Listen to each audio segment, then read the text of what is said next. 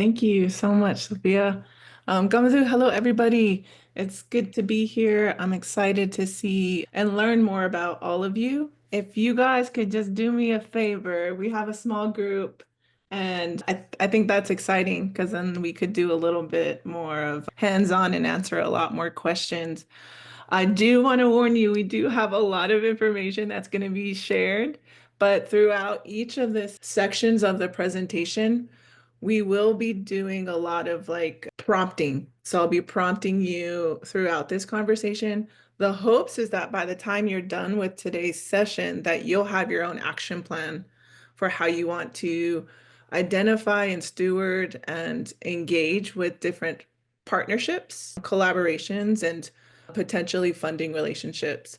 So if you guys could just put in the chat really quickly, your name, your business, organization you're representing today and where you're calling from. And that kind of gives me a sense of providing some real tangible examples of for folks that are on the call. So just drop that in the chat. While you do that, I'm gonna just share my screen and go ahead and get started.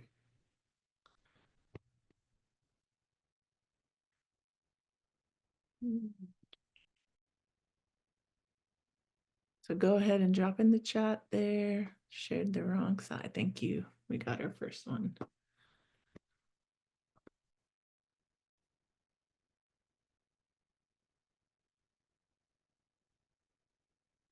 Sophia, can you give me a thumbs up if you could see my screen? Thank you. Awesome. Okay, let's see what we got here. So again, it's good to see you all. My name again is Melody Lewis, and I'm Mojave Tewan Hopi. I was born and raised on the Fort Mojave Indian tribe. So that's where Arizona, California, and Nevada meet. I'm part of the lower basin tribes of the Colorado River. And my mom's side of the family was raised in Palaka on the Tewa village in the Hopi tribe. So I would go and spend my times out there in the summer. But like I said, it was raised more on my Mojave side. So I am the founder and CEO of Indigenous Community Collaborative, and thank you, Sophia, for sharing all that, the background in our bio. But essentially what we do is we're a social enterprise that creates Indigenous inclusive solutions. And so we define that as centering Indigenous identity and perspective into various different areas. Our company, ICC, owns Cahokia, which is a brick and mortar in downtown Phoenix. We co-founded that space in 2021, and I have since left that organization about a year ago to do more intentional work with Indigenous businesses, entrepreneurs, and organizations. And we're specifically focusing on creating solutions that support identity. So it was awesome for me to be able to come today to talk about different types of relationships that we steward during our experience. So we've been in existence for about 12 years now doing this work and collaborating with so many different folks from corporate entities, education institutions, museums, to individuals such as businesses, entrepreneurs, and creatives. And we navigated many different and led many different initiatives. So today's session is what, I'm very transparent and just kind of like, this is what I went through. So here, take all this information you can, and hopefully it helps you learn from our experience or helps you gain insight to further develop like your thought process and how you want to engage with different partners and collaborations. So today's session is about sharing knowledge and sharing skill sets that help build strong relationships and partnerships. And hopefully that will help you either fine tune your program design and help you identify funding opportunities that aligned, ultimately to give greater and more impactful community outlook for the next generations. So like I said, today I'm going to do a lot of prompting questions for you all throughout this session. So if you have like a piece of paper to take notes with and write down, if you are like, so I'm a notes person in my iPhone, and I'll be jotting down notes in my iPhone, or if you have the ability to type on like a second screen or something, I highly recommend it. Some of the questions that I'll be prompting through today is literally questions that I help advise other organizations when it comes to identifying funding and to apply for grants or to apply for different areas of and types of funding, which I'll talk about later. But my skill set and my background is as a grant writer. And so I think that's kind of helped me throughout this entire journey to understand all the different and moving parts of what it looks like to operate and deploy a new initiative, a new program, a new service, or a new event. So that's kind of the lens I'll be coming from tonight. So thank you again for everyone jumping in the chat and sharing. I'm kind of seeing it as it comes up. And every time I share like what community I come from, I'm looking right now, I probably have some new relatives, some new cousins. So awesome. Thank you again for sharing that your guys' where you're calling from and the work that you're doing. Let's see. Okay, so that's about today's session. So let me tell you a little bit about our work because I want to talk about the different areas and perspective or different experience that I've gathered to allow me to have the perspective I'm going to be presenting in today. So the work that we do is specific in workforce development, economic development.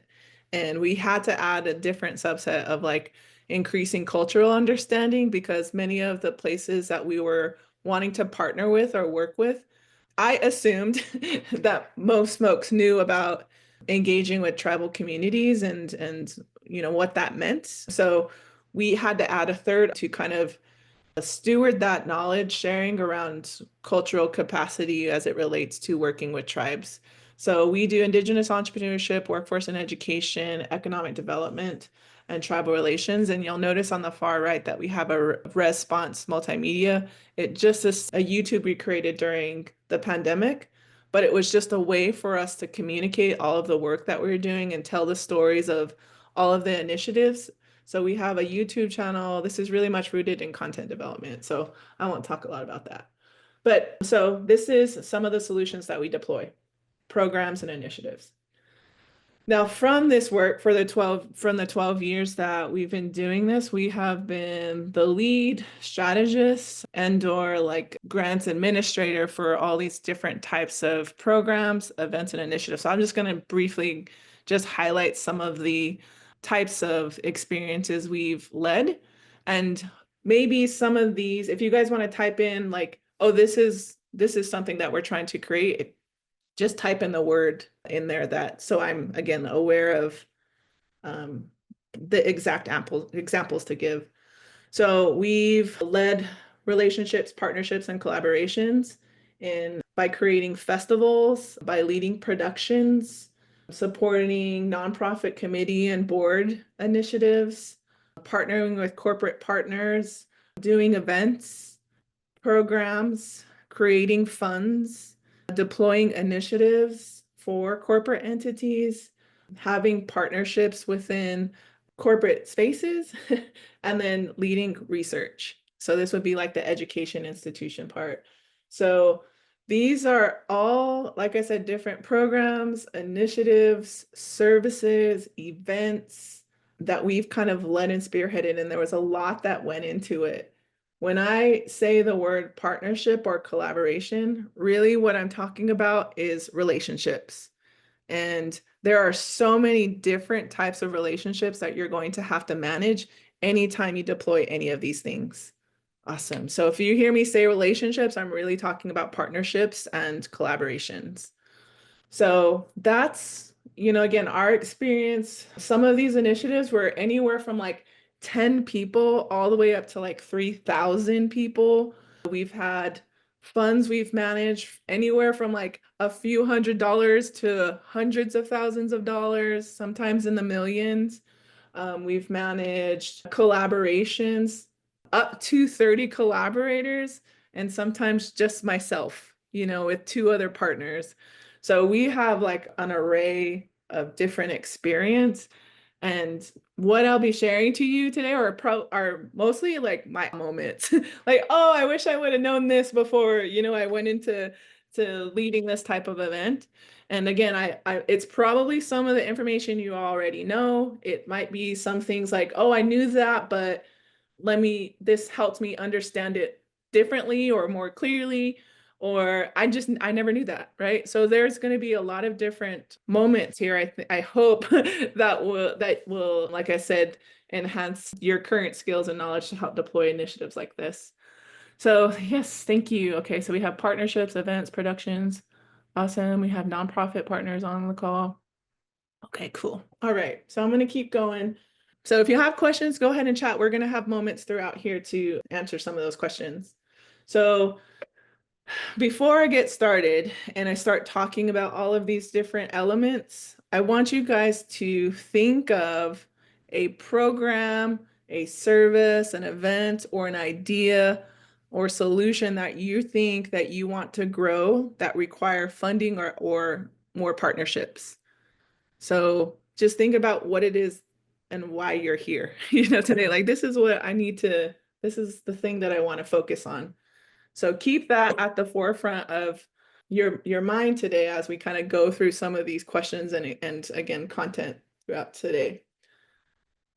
So this is your first prompt question. If you guys want to write it down, what program, service, event, solution do you want to grow or that requires funding or a partnership? Okay. Okay, so my first moment was understanding types of relationships. So in any given event, these were some of the types of relationships that requires my time and my energy throughout deploying that event or initiative or activity. So the first one is collaborations or partnerships. So this is any individual or organization directly involved in the planning, implementation, and execution of that program, activity, or event. So that was one relationship I had to steward.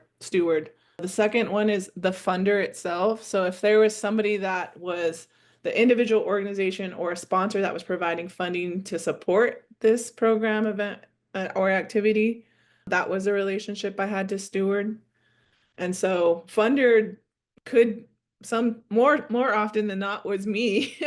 I was the one that was putting my money into making this thing come to fruition. But as we grew, we were able to get different types of funding. Again, we'll talk about that later today. So relationship we had to steward was funder. Another relationship I had to steward was the community. So the community is the community that is directly being impacted by the program, activity, or event that you're stewarding.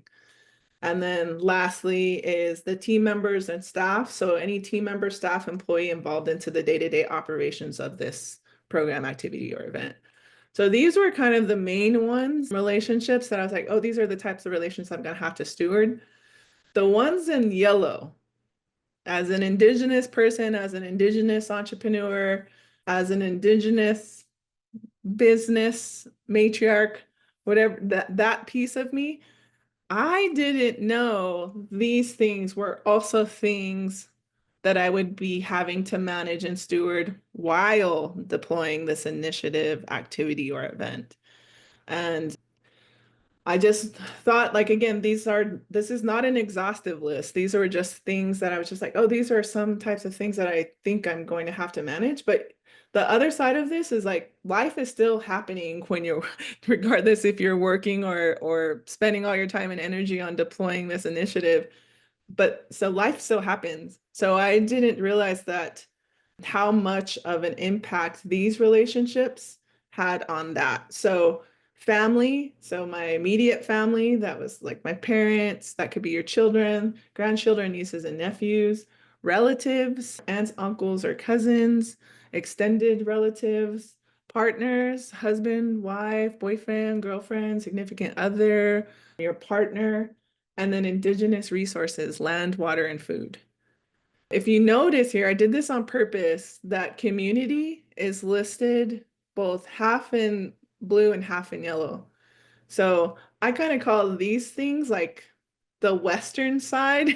This is like the business side or the organizational side of things where there's basically like legal or financial responsibilities that are attached to this sometimes.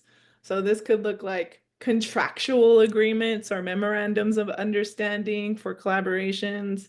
For funders, this is like a literal contract that you have to sign saying that you're going to spend the money in the fiduciary responsibility community. This could be public relations or community engagement, team members and staff. This could be human resources, right? So these things were like, okay, these are like the Western things I know to do. These things were more the indigenous value things.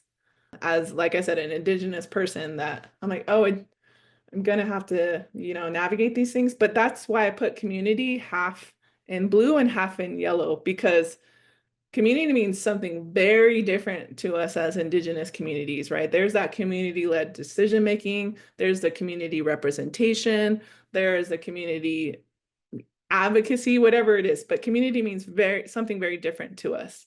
So that's why I listed it like that.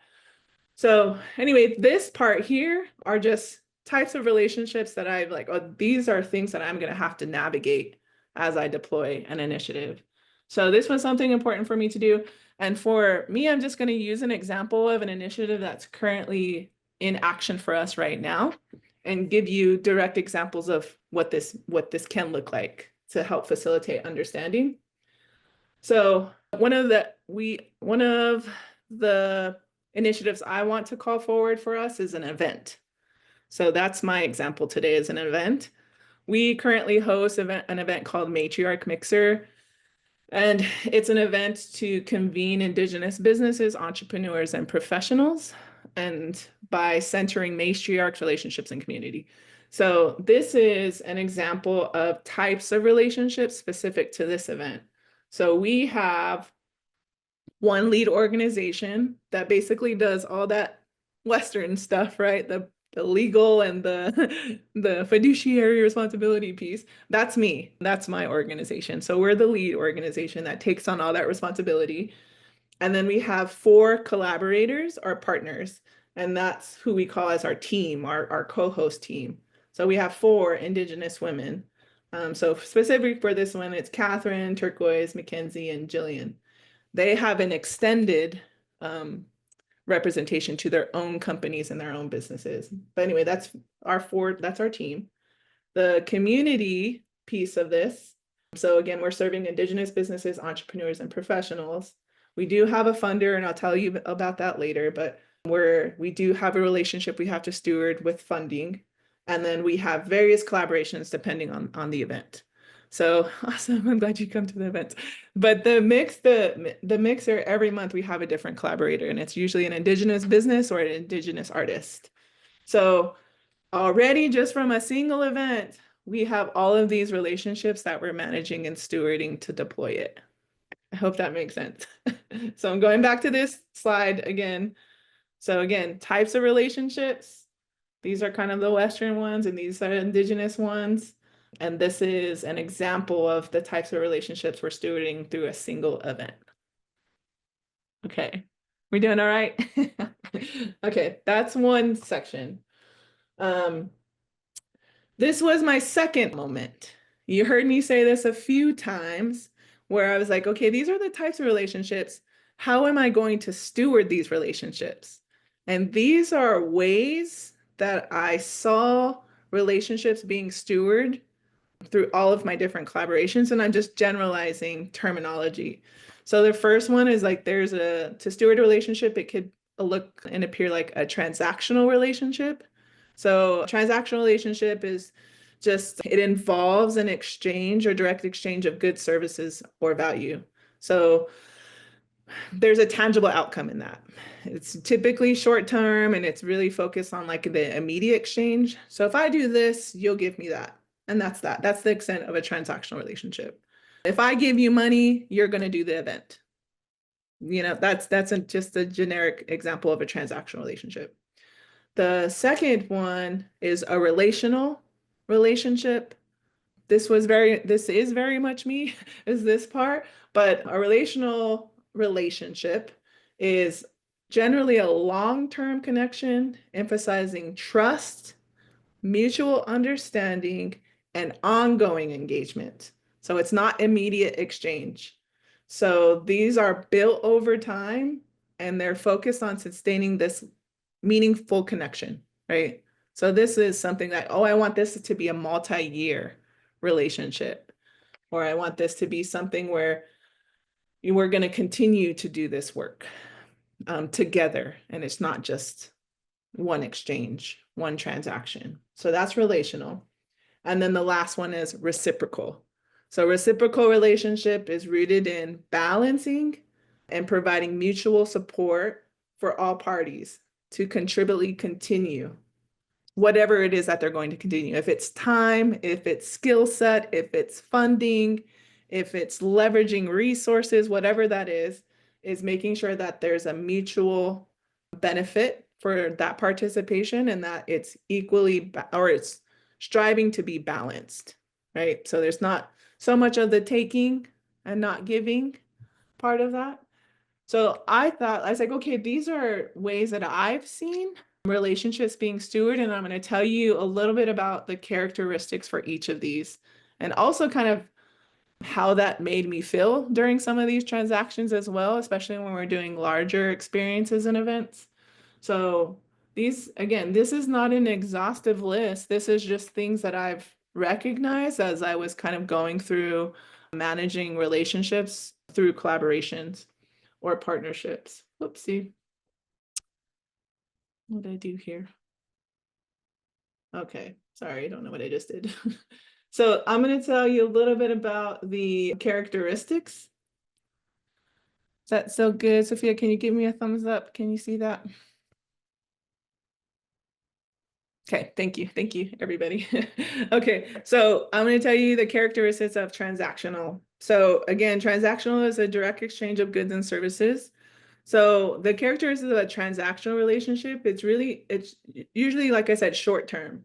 So it really just focuses on the immediate needs and the goals of that transaction and not a long-term relationship.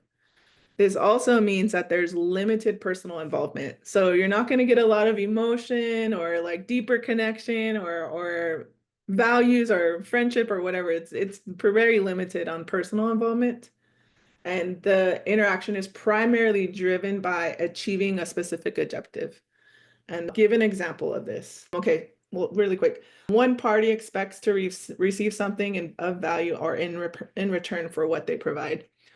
So earlier on in my journey of doing this work, most of the time I've seen transactional relationships come from the Western environments that I've interacted with. So if I chose to partner with like an education institution or a corporate partner that primarily functions from a non-Indigenous perspective, most of the time it's really about a transaction, and not because they're trying to hurt your feelings or not because they're trying to um you know intentionally do this to you. Their business or their organization is rooted in a business transaction. That's how they see it. Everything's like a business transaction or fulfilling a metric or a key performance indicator. That's like the business terminology. So really their relation or their partnership or their engagement with you was so they could meet that metric or so they could meet that goal or so they can meet their business goal, right? So that's how they see it. And like I said, most of the time it was in spaces that really function from a non-Indigenous Western lens. And that could be like a corporate entity or business venture or academic institution. So that's what an example of a transaction felt. But what it made me feel a little bit about was what it made me feel as an Indigenous person, because I was coming into this automatically from my Indigenous values of being like, I'm a relational person, I'm a relationship. I want you to become my friend. I want you to like, I also want you to want to be intentional with your partnership or relationship with the work that we're doing, and to not know that that's how some Western structures function, and going into it just saying, I'm going to come in relational, but you're coming in transactional. It didn't make me feel very good. So this is very early on. And it made me feel like, well, okay, well, I don't really, it kind of impacted like how much I wanted to work with that organization because I don't know. I was like, oh, do I really trust you? Because you were automatically like not forming an intentional relationship. The other part, it made me feel more of I'm just a metric. It made me feel like, oh, you're only working with me because I'm Indigenous or I'm a woman, or I'm meeting a certain metric. So it didn't make me feel very well, like feel very good about that. But once I started to understand that this is, again, it's not personal, that how they would say in business, right? This is not personal, it's business. I didn't know what that meant until, yeah, again, later on in my career. But transactional interactions are good sometimes, you're just gonna have to weigh it and how it impacts on the bigger picture. So so anyway, this is just characteristics of a transactional relationship. Okay, so that's one example. The next one that was a moment again is characteristics of a relational relationship. So again, this is more long-term, emphasizing trust and mutual understanding. So relational relationships, their characteristics are more on a long-term perspective. So being intentional and building together over a period of time that's beyond a single transaction. This is more to establish a connection and foster some sense of like loyalty to each other. And I think loyalty might be a strong word, but some type of intention to each other. There is a relational investment in this, so there is a little more emotion, there is a little more connection when you're managing this type of relationship. And the core of it is to foster trust and understanding. And so these are the kind of relationships that I try to steward, or at the core of it is stewarding the relationship to be more trusting and more understanding. This has a lot of benefits in the long run when you're leading a relational relationship. I think the only con to this is that it does take a lot of time. If you're wanting to grow an intentional relationship that's rooted in understanding and trust, there is going to be a lot of investment. That's the word, investment into this relationship, both knowledge-wise, skill sets, and emotion-wise to kind of get to know each other, So that's a characteristic of a relational relationship. And this one could get, I guess, another like aha moment for me with relational relationships is that I can't assume that anyone that I'm in partnership or in collaboration with also functions from this type of way they want to steward relationships. So I have to be cautious so I don't get my feelings hurt. So that's relational characteristics. And then the last one I want to talk about is characteristics related to reciprocal relationships. So this again, balance and mutual support. So reciprocal relationships is a relational relationship, right? So long-term perspective, relational investment, trust and understanding. But the reciprocal part of this is that there still might be reciprocal is just the balance of transactional and relational characteristics. So there still might be an exchange of goods, services, and support, but it's focused on immediate reciprocity and this understanding that I'm giving you this because it's going to foster a deeper relationship for us. And it's going to contribute to whatever the success means to each of us, right? So that's reciprocal. It's also a balance of give and take. I have been in relationships where because I'm a relational person, sometimes they'll take my knowledge, they'll take the skills, they'll take whatever without returning anything. So it was kind of an unbalanced relationship over time, right? Which again leaves it not foster trust because it's so unbalanced. So that's basically what reciprocity is. It's striving to um, make sure that we're trying to have this mutual support that's equally balanced between giving and taking. So that means, again, this is probably one of the hardest relationships to steward because it requires each partner and collaborator to communicate. So if you're gonna be, again, stewarding a relationship that's reciprocal, you have to communicate, communicate, and over communicate. So that willingness to have to talk about your emotions, the willingness to talk about concerns and thoughts when it comes to a collaboration, both can I think that's probably going to be the hardest part, is that communication part in the relationship building. I've seen these types of things, sometimes they'll get conflict's not easy. I don't I for anybody, right? So to when things are unbalanced or not balanced, you have to communicate that in a way that's effective and not emotionally driven or reactive driven. It's to come to a solution that's equally balanced. So again, I would say this part is the hardest. I have now transitioned to stewarding relationships like this. And so this is, again, takes a lot of time, and not every relationship deserves a reciprocal approach either. So that's just something to think about. Yeah. So those are I'm going to go back again. A moment was not only just understanding the type of relationships, but also how I want to steward the relationships. So that was my second moment. Um, my third moment was understanding how to navigate relationships within Indigenous communities and external stakeholders. So it's one to just be like, oh, I want to do this event, this matriarch mixer event, or this program or this initiative. I think it has value. We're all value aligned. It's supporting Indigenous communities and future generations. And you've identified the relationships that are part of that and how you want to steward it.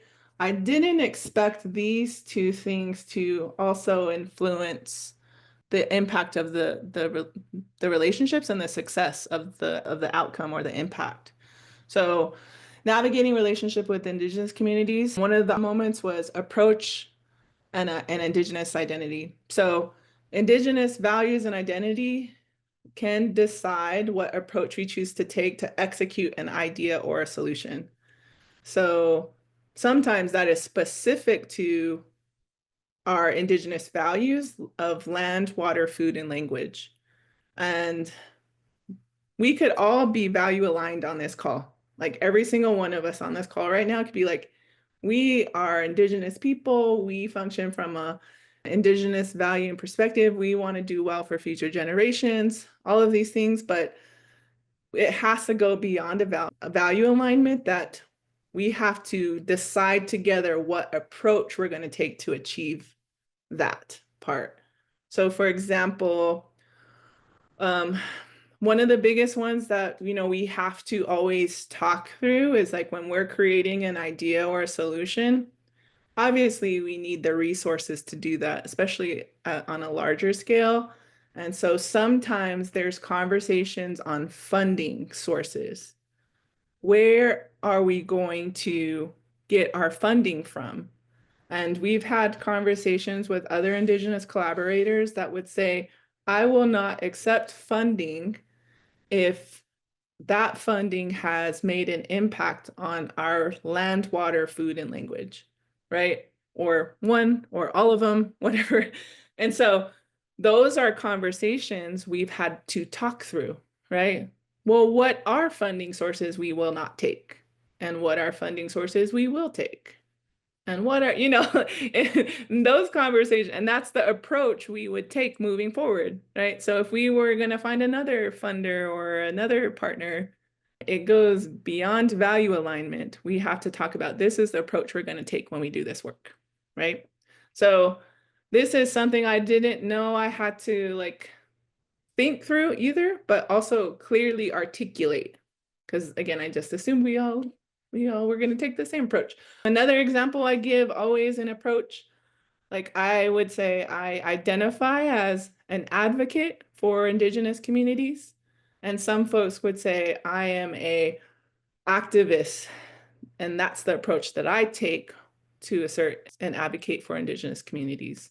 Two different approaches. I wouldn't say that I am a frontline person when it comes to advocating for our communities. Like some of our partners are, but I'm really good at writing grants and I can find money and resources, or I'm really good at this skill set that I can contribute to help the overall effort.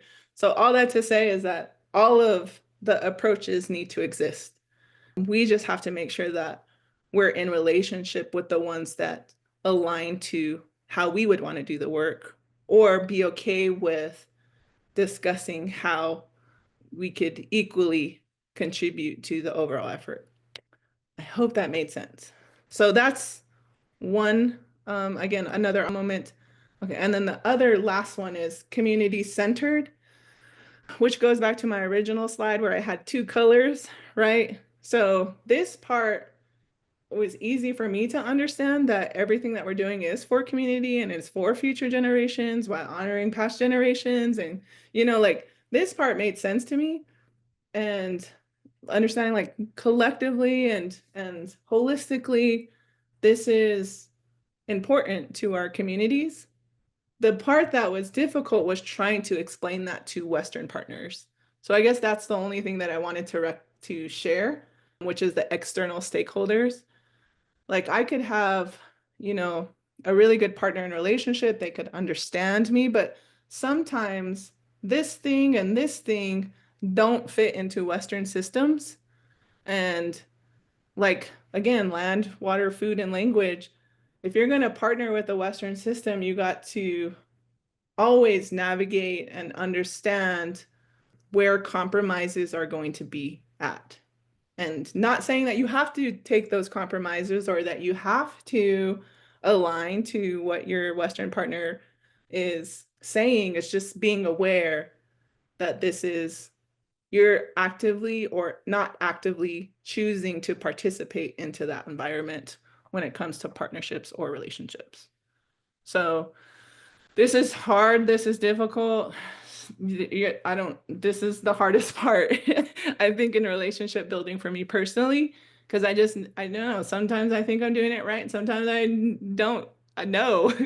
So, but I do know what I have in my heart, right? I'm really just trying to be an advocate for our communities and making the next generation not have to navigate as, just doing it for the next generation, basically. So, yeah, this part is, I actually do a lot of coaching on this part, on our interactions, and just helping just be a thought partner to anyone that's navigating some of these things as well. And, based on all of our experiences that we've done up until this point, yeah, I'm happy to, talk through some of these things with anyone to help build perspective. But this one is, I think, probably one of the biggest moments. So again, this first section of today's presentation was really on the foundations of relationship building. So the types of relationships you would steward, the way you would steward those relationships, and at the end of it all, the foundation for successful relationship building for me has been ensuring that I'm fostering trust, reciprocity, and ensuring that our cultural values are leading the way. For every partnership that I've engaged with. So those were my moments. And then I'll just give you an example of stewarding of relationships specific to the matriarch mixer example. Okay. So matriarch mixer, we had to clearly define our approach. So anyone that partners with us, they get this entire slide, right? So we're saying, we are a matriarch mixer. These are our team members. We're 100% Indigenous women-led event. Our values are matriarchs, relationships, and community. We also function from the understanding that Indigenous is defined as anyone that has a connection to a land or a people. And our understanding is that we are trying to assert our Indigenous perspectives and values and worldview into all of the initiatives we do. So if that's initiatives, systems, environments, or communities we engage with, we're making sure we assert our Indigenous perspective into that. And we want to create environments that are culturally safe, meaning we are not going to challenge anyone's identity. So Indigenous identity is a whole nother topic, but we're not going to challenge, and we want anyone to show up how they want to show up. And then our last part, our approach to how we do the work is we're a regenerative economy model. So we're going to utilize Indigenous businesses and entrepreneurs so we could circulate the dollar within our own community. Yeah. So this thing took us a while to create, but it has helped us build relationships moving forward with our funder partners, our collaborator partners, our team members, and any external partner. So everyone's going to look at this and we're just going to say, this is our approach. This is how we're going to do our work. And do you want to support us? Or, is this an alignment for anyone? And we have a mutual understanding that fosters a reciprocal relationship moving forward. So this took us a minute and it took us a lot of conversations, but we got it. So my first prompting question to you all is, based on all of this information, what type of partnerships do you need? What organizations do you want to work with?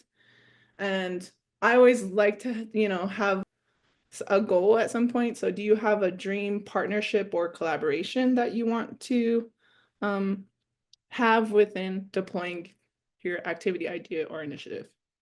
So I'm going to take a quick moment and just stop for a second and check in. So does anyone have any moments for themselves?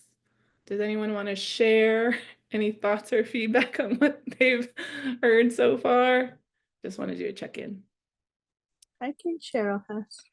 Okay, who is this? This is Mackenzie. Hi, Mackenzie. Hello. When you were going through the different types of relationships, I started thinking about all the ones that I have, and I guess I didn't think about them in that way because, like with the kinship loan, I thought that was more transactional, and the relational um, one that I have is an organization that I'm working with under a fiscal sponsorship, and I've been working with them for a couple of years before I even started my small business. So that was built over time. So I thought that was pretty interesting knowing that it goes in those categories. Funder, yeah, thank you for that. Funder relationships are very different, right? I think I started to look at all of those things as relationships because, yeah, you're going to have to steward it in some kind of way long term. You want intentional relation. Thank you for sharing, Mackenzie. Anyone else? I can share a little bit, Okay, Melody. Go ahead. So mine, I think perspective is a little bit different because I've only worked in quote like Western society. Yeah. So I work for Ronald McDonald House right now, and I've only worked with that kind of like that Western perspective of where I work and for businesses and things like that. So I do a lot of business outreach and things like that, and I'm trying to, kind of, I think it's great to see and go back to kind of my culture because I've only, like I said, I've only worked with non-Indigenous collaborators and nonprofits and things like that. And it's great to hear all this stuff. And I'm wanting to take a lot of this and put it in my own work, especially so I work at Ronald McDonald House, what do our values align and how do and there's just so much things that I'm thinking a lot. Yay. Thank you, Tisha. I'm sorry, I thought that was Sophia. But thank you, Tisha, for sharing that. I think to add both perspectives of Western environments and then our communities and purpose and intention of what we do as Indigenous people and communities and organizations and businesses. We know this, right? We're constantly having to navigate between the two perspectives and worldviews. So yeah, I'm glad I was able to provide insight. All right. Well, I'm gonna keep on going. Like I said, if drop any questions or thoughts or feedback in the chat. So that's types of relationships. The next part that I want to talk about is, here we go. Let me share my screen, is about aligning the partnerships and relationships to funding opportunities. So I want to provide an overview of different ways to fund a project or idea or solution and how to be in a position to be prepared to apply for different types of funding. especially, and then just give you different strategies on, ways that we've done to fund some of the ideas that we've deployed. And I think this is, before I get to the slide deck here, is there there was a lot. I think we've been successful at, stewarding relationships that provide resources, not just funding, but like space or staff or team members to help deploy some of our initiatives. Um, because we've fostered very intentional relationships of the ones that I was, listing above. So yeah, I just want to share some of our experience of how to be creative, a creative way to think about leveraging those resources, right? Not just funding, but staff and time and space and resources to help you deploy the event. Because now more than ever, we are going to have to collaborate and partner together, because the funding sources that used to be really available to us are slow, due to where we're at right now with the administration. There has been a lot of changes and shift in the philanthropy landscape, the grants landscape, and how funding will be deployed. So we have to do a lot more collaboration and being um, more creative when we're going to be identifying resources that are going to assist us in deploying these new ideas and your innovations. So yeah, I just wanted to share some of those terms and ways to do that. And like I said, I'm a grant writer by trade, and so these were all of the things that I ask of organizations or businesses or institutions. If I'm going to be writing a grant for them, I'll ask them these questions. Like, these are the things that I need in order to prepare something for you, to get funding or to get resources. So I'll be going through some of that. So let me share my screen again. And this one is going to be, again, a lot of information. So just hang tight with me. Okay, share. Okay, Sophia, thumbs up. Can you see my screen? Awesome. Okay, so we're going to be identifying different funding opportunities. So the first thing that, I always ask, or things for the organization or business or nonprofit, is to be in a good position to seek funding. So what does your foundation look like as a business or as an organization? I'll give you the crossover because I know we do have some nonprofits on here as well, but this is strictly business licensing that I'm business position. So do you have a business plan or a strategic plan? Always my first question I asked. Do you have a business or strategic plan that I could look at?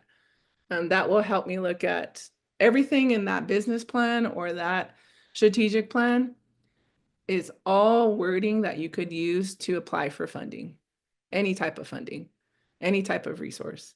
So do you have that readily available, or does it need to be updated? But to be in a good position to seek any type of funding or resources, this will be the first thing I ask. What is your business plan? This also helps me identify areas of funding or types of funding that would best support your organization too. And okay. And so this is something to look at here. The last thing is, do you have your business structuring or licensing in place? And what type of structure are you functioning from? Do you have multiple? Am I an LLC and a nonprofit? So ask those questions. Those are also documents that should be readily available because you will have to submit verification on those. Same with registrations and licensures. So if you're a professional of some sort, having those licensures on deck. So if anything, all of these things should be somewhere in a folder digitally or however ready to go at any given time. So there's that part. So business foundation, being in a good position to seek funding, have all these things ready to go. broader impact, and this is, I'm going to pose this question, but we're going to talk about this here later on, but also thinking about your organization or your business, what area are you trying to impact, what environment, what does broader impact look like for you? So just think about that.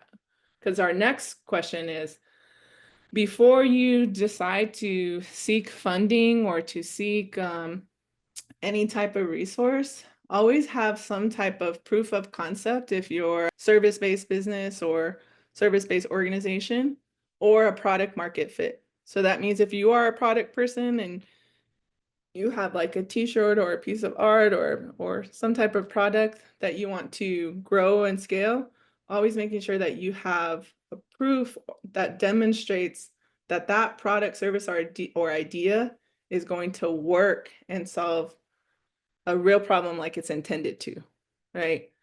So product market fit is just basically saying that I know this product works in this market with this audience because I sold this many things, right?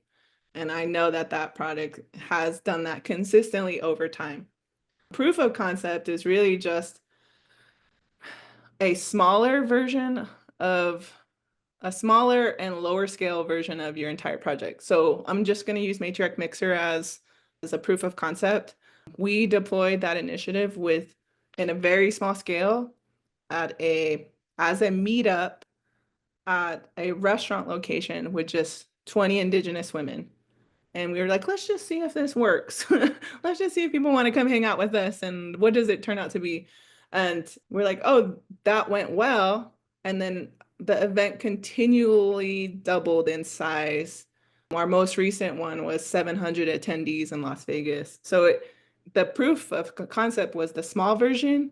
And then we're like, yeah, it's continuing to grow. So now we know this concept works, right? So that was our proof of concept. So again, different ways of how you know these things work. Good customer feedback, your sales are consistent over time. Now for us, we have interest from partners and from collaborators that want to participate in Matriarch Mixer. So we know that this is work and ready to grow.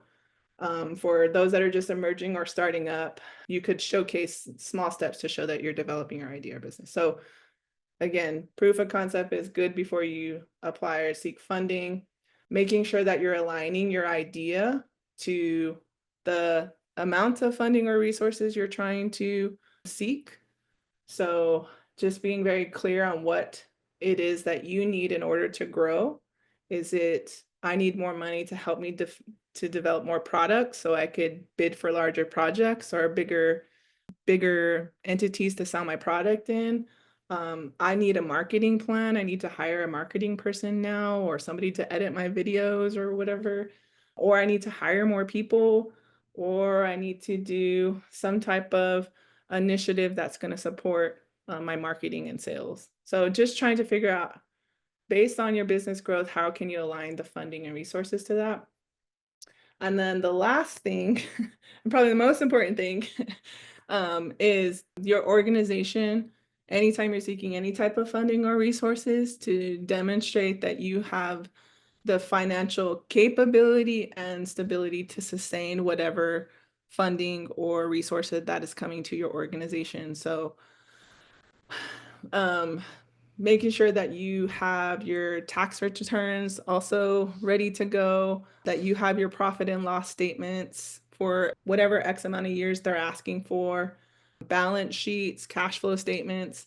All of these things I know Change Labs could help you with. I think there's some activities where they have support, but this is all going to show your partner or collaborator that's going to be contributing financially or with in-kind resources that you have the ability to sustain whatever is coming into your organization. And these are just basic things that you could do now.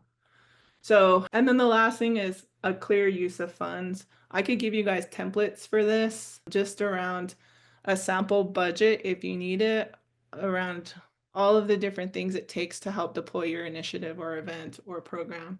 So most folks want to see clearly how the money is going to be spent. So clear use of funds. And then to summarize all of that, to be financially ready, these are the things that you could do literally right now, right? So do an executive summary, create a pitch deck to help flow your idea, do your financial statements and create a budget, and then identify growth areas. So these are like easy things you could do right now. Culturally, anything that when it comes to finances, I don't know if this is your experience, this has been my experience, but money and financial things scare me. It gives me anxiety anytime I'm talking about financial status and projections and asking for money and all of those things. And that's probably because I was taught, I didn't have a really good relationship with money. I didn't have a really good relationship with um, managing my finances because I wasn't taught it.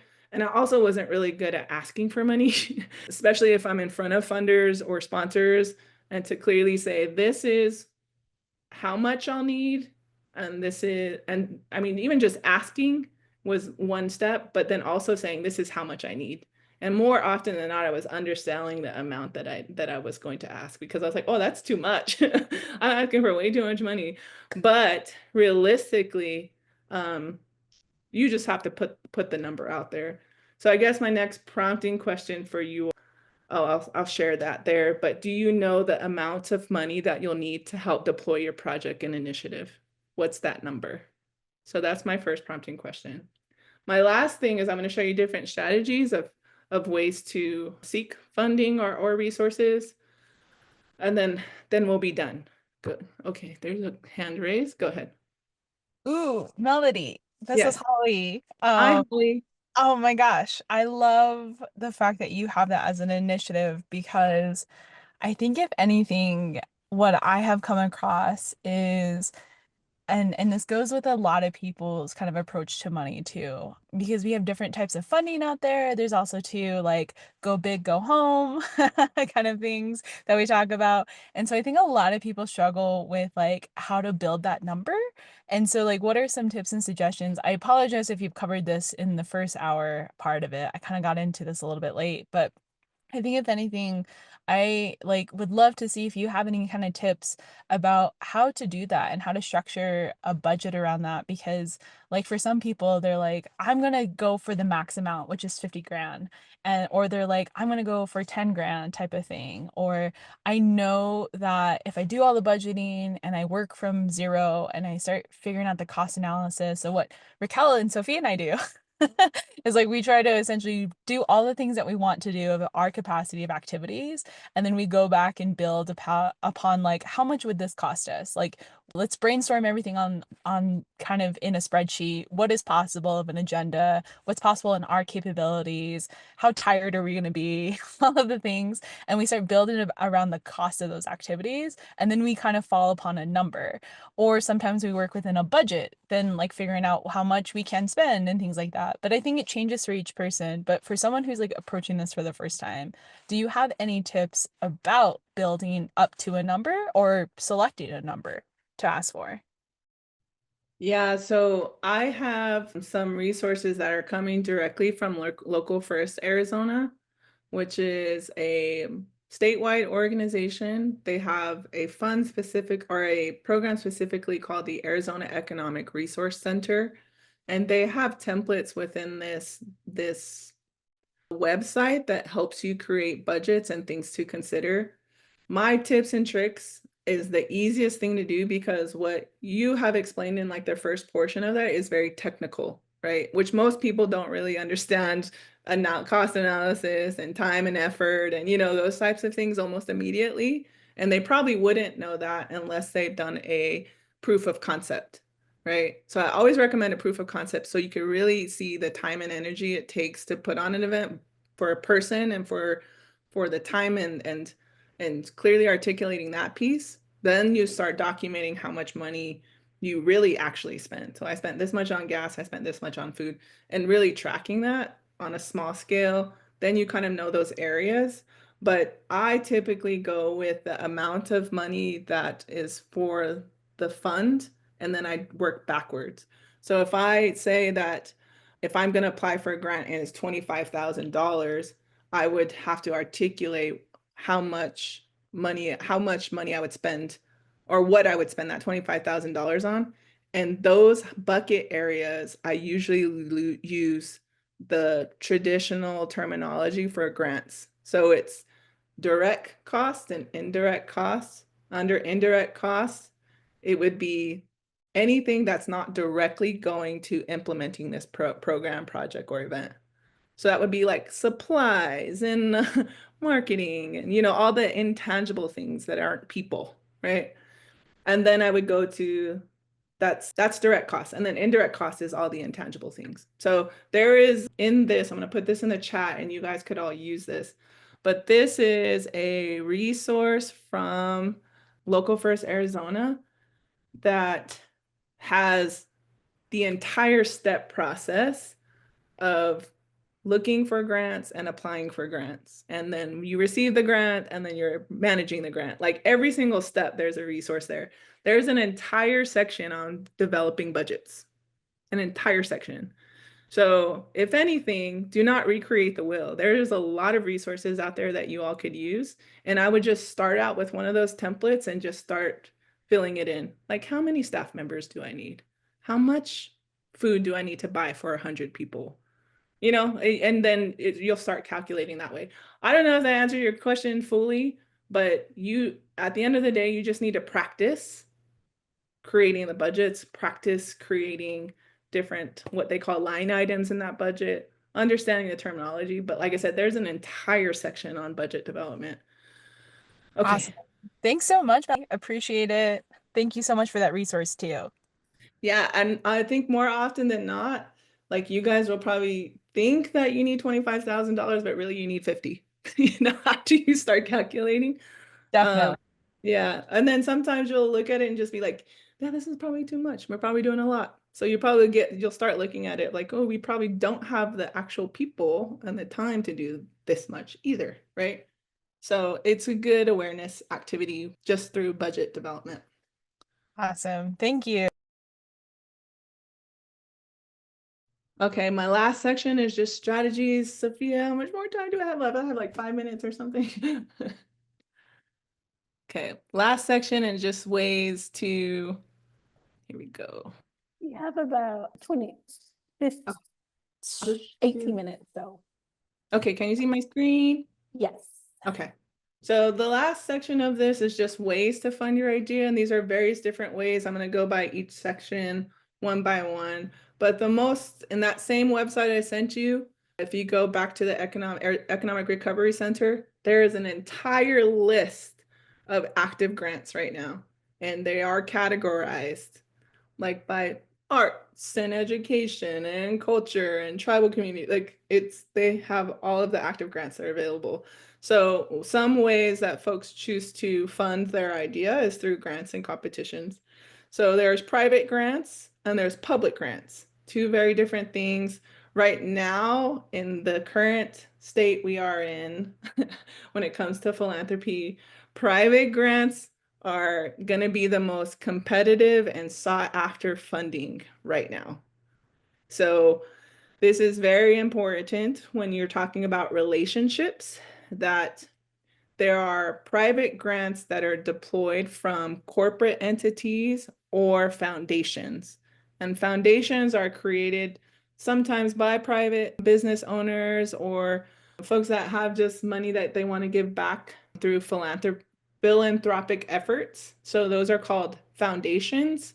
And then there's corporate giving, and corporate giving is a set amount of money that's set aside by a corporate organization to give back to the community through their corporation.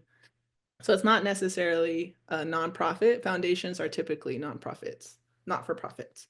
So private grants have no interaction with the government, have no interaction with the state or local government. These are all private. And this is why this funding currently is probably going to be the most sought after and competitive funding right now. But you'll see in the list of grants in that website, you'll see some that say foundation or say a business, like, I don't know, I just saw one yesterday for Sprouts, the grocery store, and they have a Sprouts community giving project. Those things are foundation and corporate giving initiatives. Public grants are grants that are deployed by federal agencies or state agencies or local municipalities like cities. State and local grants seem to be okay right now. The ones that are coming directly from the state of, for me, it's Arizona. So state of Arizona or from the city itself. Those two I foresee being very competitive at this time. For federal grants, I mean, as you all know in the news, these are a little less stable. So, but this is two different types of ways for grants. So private grants or public grants. And then the last thing is competitions. So competitions could be in the form of pitch competitions or business idea competitions where they give anywhere from, I don't know, I think the most I've seen in a pitch was like smaller pitches, they could give you any amount. I've seen it from like $500 all the way to like hundreds of thousands of dollars. But there's a lot of Indigenous competitions too, which again, I think Change Labs could share with you some of the pitch competitions that they have. So this is grants and competition. I think Powwow Pitch is one. Native Women Lead has pitches. Those are ones that I've personally participated in. So yeah, private grants, public grants, and competitions. Those are ways you could fund. This part here is what we call philanthropy. So this is philanthropic ways of seeking funding or resources. So the form of donations, major gifts through events like auctions or galas, sponsorships, and not just monetary sponsorships, but in-kind sponsorships like giving you a free event space by waiving the venue fee. So this is philanthropic parts, and then corporate partnerships. So that's partnering with a business that aligns with your organizational mission to receive funding. So again, this is all types of philanthropic giving.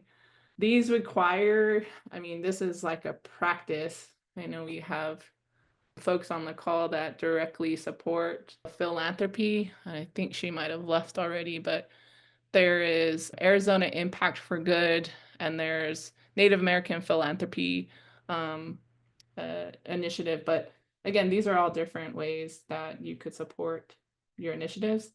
And then the last way that I'll share about being creative ways to fund a business is through a fiscal sponsorship. And we heard that term earlier by an attendee, I think that was you, McKinsey, that shared that you have a fiscal sponsor. So fiscal sponsorship is the way to establish a relationship with a nonprofit organization that would serve as your legal and tax exempt portion of that funding. So typically, I would use this type of relationship with a partnership with a nonprofit organization because I am a for-profit. So in Matriarch Mixers, again, for example, it is a initiative under my business, and because I'm a LLC, I can't apply for certain funding that requires a 501c3 status. So I use my nonprofit partner to be the pass-through or fiscal sponsor for that funding. So that money goes directly to that nonprofit, and then that nonprofit pays everything, like the vendors and the food and all that stuff for me. So they are essentially like I guess like my finance office, you know. But so by having a fiscal sponsor though, there is a fee associated with that, and that ranges. It could be anywhere from like 3% all the way to like 12%, you know, depending on that how much work that organization is going to do for your business or for your LLC. So yeah, they like, let's just say I received a grant through them, which I have before, which is the National Endowment of the Arts grant that requires a 501c3. I wrote the grant, that the nonprofit organization received the grant, which was over like $100,000 a year. And because of the amount and the reporting that was associated with it, the rate for me to use them as a fiscal sponsor was higher because they were doing the payment, they were doing the processing, they were doing the reporting, they were doing the tracking. So that's just ways a fiscal sponsor could support a for-profit entity. So yeah, there's a whole, again, another section on a lot of resources out there about fiscal sponsorships. But if you guys had more questions about that, I could share more in-depth details about fiscal sponsorships. So my last prompting question for the group, we talked about so many different things, but specific to finances, what programs or activities that require funding? Do you have a dollar amount of funding that's needed, and what is that amount?